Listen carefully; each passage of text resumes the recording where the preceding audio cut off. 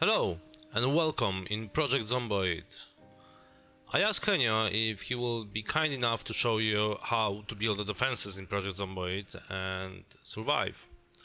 He survived quite a while now, and there are a few ways to do it. I might not cover all of them, but I will try to cover the most important ones and say a word or two about each one of them.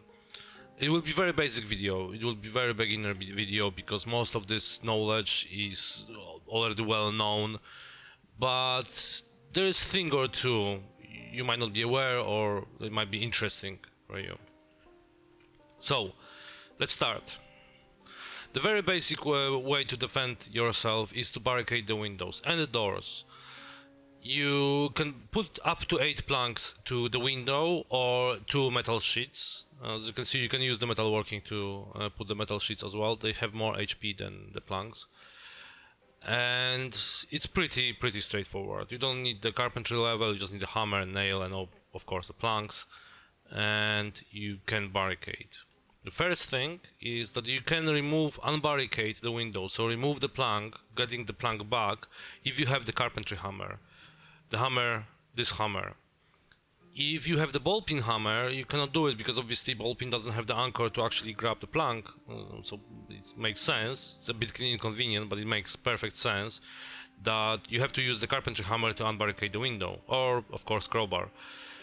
And so this is the first thing, and this is the way to actually access the survivor houses as well. This is one of the ways, of course, because you can destroy the planks, but this is pretty easy way to access the survivor houses. You just need a hammer. The second thing is, I mentioned that you can use up to 8 planks to barricade the window. Yes, you can barricade from the both sides. And to show you this, let me just first unbarricade this window using the hammer. As you can see, I equipped this hammer. He removed the plank, but the plank is still here because the plank was on the other side. I have the plank right now, so if I barricade this window back, there we go. Now you don't see the second plank like on this window because the plank I just put on the window is on the other side. Now zombies will see you if you put 2 or less planks on the window. So 1 or 2 planks you can see from outside because not all the window is covered. From 3 and 4 you cannot see outside, which means that the zombies cannot see you. Pretty straightforward. Moving on. Second way to defend is to basically build the walls. I use the carpentry to build this small shed here. You can use the metalworking and build the metal walls as well, although the materials are harder to get. Not impossible, but they are harder to get. On level 6 you can build the stairs, so you can actually build yourself a roof. And a side note, and actually a question to the devs: can you please put the roof tiles to the game? Just 3 of them, nothing fancy. Just the normal side, which will be like a triangle, not flat, the corner, and something which goes in the middle, which will be higher than the wooden floor. Because, come on, we deserve it, yeah? But you can build, of course, you can build the windows, you can build the walls, you can build the doors as well, and the zombies will destroy this house. Zombies will destroy the walls you build, unless when you will be setting up the world, you will set up in sandbox options the damage construction, turn it off. This will prevent the zombies to destroy the player construction and defenses, which includes the barricading, I believe. This option, it might sound like cheating and exploiting a little bit, but is it really? Usually you die when you're out and about scavenging for the supplies. You don't die in your safe house unless you build very temporary safe house, and the zombies will go through the doors usually. But if you have a safe house, if you have a place that you build for yourself, you usually use one of the few tricks to make it like completely unreachable for the zombies. But the option is there. I played the game a few times with this option, and I have to say it opens up a lot more possibilities from the building perspective, and you can build pretty cool things. I might do the video in the future about that. Obviously, when the zombies can destroy it, then it's not really feasible, but with this option of you can do pretty cool things in the game. Oh, drink. If you ever wonder why there is so many levels in carpentry, because after you reach level 7, so the rain catchers, there is nothing much more there. There is. On level 10 you can actually build a door frame that you can plaster. You cannot plaster the door frame on lower levels. You can plaster the door frame when there is when you build it, when you have the carpentry level 10. And since Henio has the carpentry level 10, he can now plaster this door frame he built. Moving on. If we are talking about the defenses, I cannot miss the sledgehammer, the holy grail for this game for many people. You can find it, it's pretty hard to find, but you can find it in some warehouses, and this item allows you to destroy literally anything. You can destroy the walls, you can destroy you don't have to disassemble the doors, you can basically destroy it using the sledgehammer. You can destroy every single piece of the ward using the sledgehammer, including the stairs. Which means that you basically remove the path to the first floor. So the first floor become unreachable for the zombies. Ergo, the perfect base. Just bear in mind that if you want to access the first floor, you have to first build the rope to the first floor, usually the escape rope. Don't be me and don't destroy the stairs when you don't have the rope to the first floor and get stuck on the ground floor with no access. Because if you have the carpenter level 6, that's not a big deal. You can build the stairs and you can access it and after destroy it. But at the beginning of the game, if you are lucky enough to find a sledgehammer and do something like that, well, you're basically making the game for you a little bit harder. There are pros and cons for this. Obviously, the pros is completely unreachable for the zombies. It doesn't matter what happened on the ground floor, you just stay on the first floor and don't care. The cons are that you have to bring the soil to actually build the garden. You cannot fish from the base, from the safe place of the base. You don't have enough space for the foraging or trapping in the base, so you cannot do it safely. It's true, but in regards of fishing, there is actually a pretty neat way to set up when you destroy the stairs on the first floor. If you are close to the lake, if you find a place close to the lake with the first floor, you can do something like that. Let me show you from the ground floor first. I built a small moloch here, and I managed to build these floors because you can build diagonal. I elaborate more about this in You Have One Day challenge video, but basically you can build the diagonal. If you are standing on one tile, you can build on any tile surrounding it. So all 8 tiles are free to go. You can build including diagonal. You don't have to build this tile to have the access to this one. You can build this one, but you don't have the access to this one. As you can see, I cannot pass it. I cannot pass it, so the zombies cannot pass it. But if you are on the first floor, you can build another rope actually accessing this tile. And right now, I'm completely safe. Doesn't matter how many zombies will be around, I'm completely safe. They cannot reach me. Which allows me to actually build the base here. I can build the floating base right now in here. It doesn't have to be in your safe house if you don't have access to the lake, for example, but this is also the idea to build the fishing hut. The safe fishing hut, so you can speed the game and you don't have to worry about the zombies reaching you, sneaking up on you. You basically build the first floor access, the small catwalk. You destroy the stairs because obviously you build the stairs unless you reach it from the first floor. Destroy the stairs, you leave the escape rope on both sides. You will always be able to reach the first floor because there is no zombies on that side. So nothing will destroy the escape rope unless you remove it. So you will not get stuck, and you can have the escape ropes on this side to basically put it the escape rope. Job done. Another way to defend your base is this little thing over here. It's basically a fence, crate, and a fence. This makes the impossible defense, impossible wall for the zombies. Obviously, you have to build a lot of them if you want to close the gap between it, and you would need to put the fence here as well if the zombies will be coming from this direction. It makes sense. It's just two directions, yeah, this one and this one. But the zombies cannot pass it. The zombies cannot jump over it, do nothing with it. It's not perfect though, because the crawlers, when they crawl here, they will destroy this fence. It doesn't matter if you build this fence or this fence was in ward, they will destroy the fence. If there is low fence here on the first, on the second, doesn't matter. I mean the first one because they have access to the first one. They will destroy it. I will show you later on in the video the proof of the zombies destroying the fence that was in ward. And so if you see the crawlers around, they will be able to pass through. It's perfect for temporary defense though, or if you make sure that there are no crawlers around, then it's perfect and it's impossible for the zombies. The side note about the furniture stacking next to the window, it doesn't really work. The reason for this is that there is a mechanic in game that allows you to basically glitch through.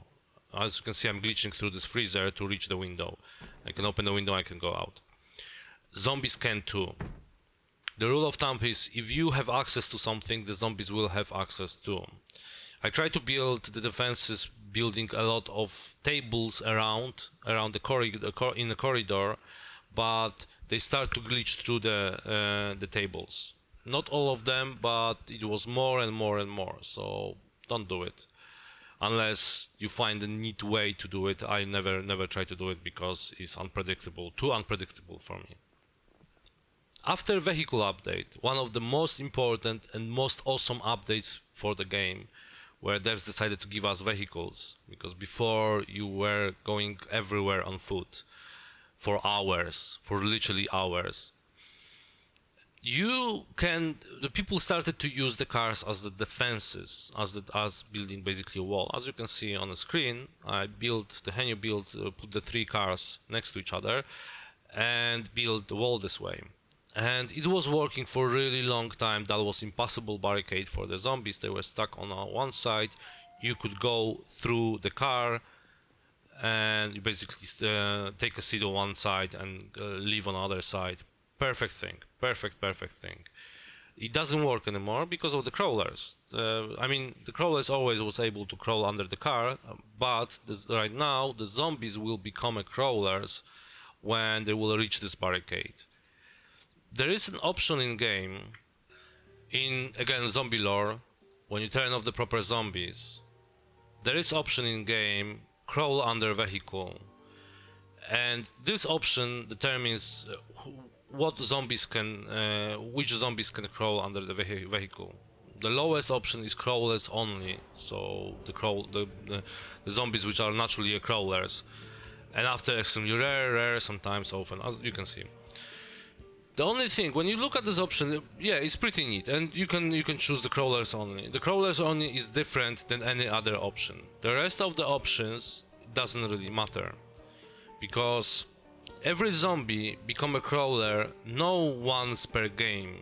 So let's say the zombie is reaching the car, and he sees the car, and then the game determines if he become a crawler and crawl underneath or stays there. It doesn't work this way. The game will keep trying. The zombie will keep trying to become a crawler for a certain period of time. You disappear, you come back, and he will try again.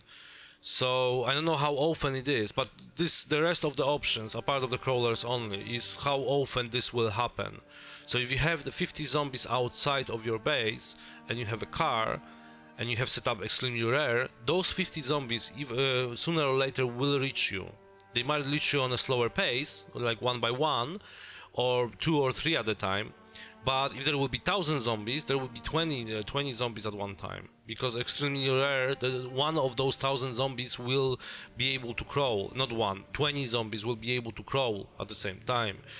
So this option doesn't really matter.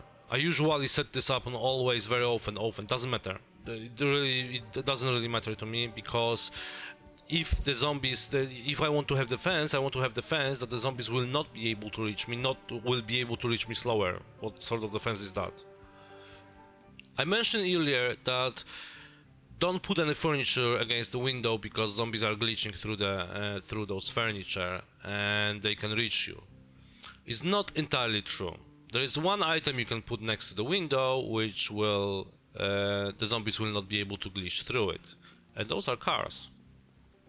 As you can see here, I built the wall of windows and I put the cars next to it. First, the cars has to be so close, the windows, that you cannot actually leave on the other side. I have the option here to leave, I don't have the option here to leave. They have to be really, really close and really tight. But if you set up the wall like that, this is impassable barricade for the zombies. And this is my go-to defenses usually.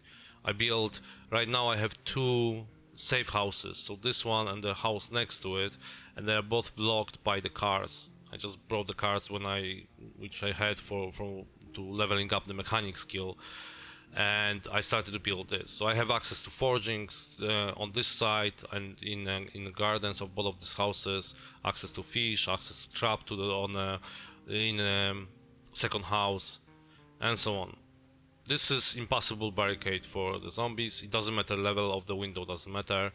So you need to have the level 2. So as soon as you can build the window, then you are good to go. And obviously you need the car.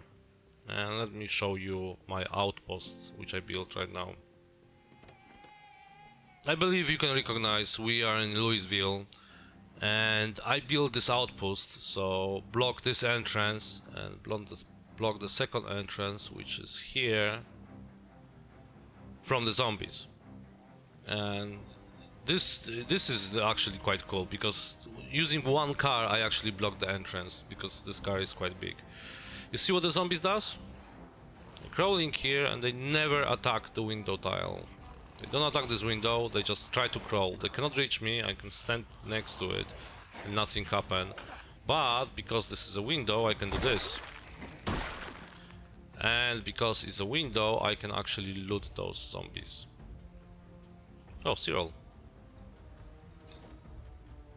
Now, this is my way to clean the town. So I'm finding this kind of outpost, I'm building this kind of outposts, and then I'm taking the ambulance, turn on the... Let me actually turn it on so the zombies will come here. Yeah. And as you can see, the zombies are moving towards the cars, they're crawling under the cars, but it doesn't really matter. Nothing happened. I'm pretty safe here. They cannot pass through it. And this is actually quite cool way to level up the weapon as well. If you have some weapon you want to level up, if you want to start with a new weapon or something, build yourself something like that in the middle of the town and just basically kill the zombies. You see, they cannot pass. There's quite a lot of zombies here.